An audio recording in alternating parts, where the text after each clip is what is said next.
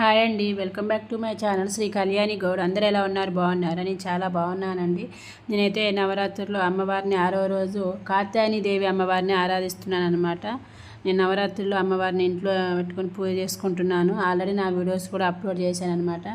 6వ రోజు కాత్యాయని దేవి అమ్మవారిని ఆరాధించడం వలన పెళ్ళి కావాల్సిన వాళ్ళకి వివాహం జరుగుతుంది అని చెప్పేసి అంటారు. అది అమ్మవారిని అబ్బాయిలు కానీ అమ్మాయిలు కానీ ఎవరైనా పూజించవచ్చు. దానివల్ల పెళ్ళి కావాల్సిన వాళ్ళకి పెళ్ళిళ్ళు జరుగుతాయి అని చెప్పేసి అంటారనమాట.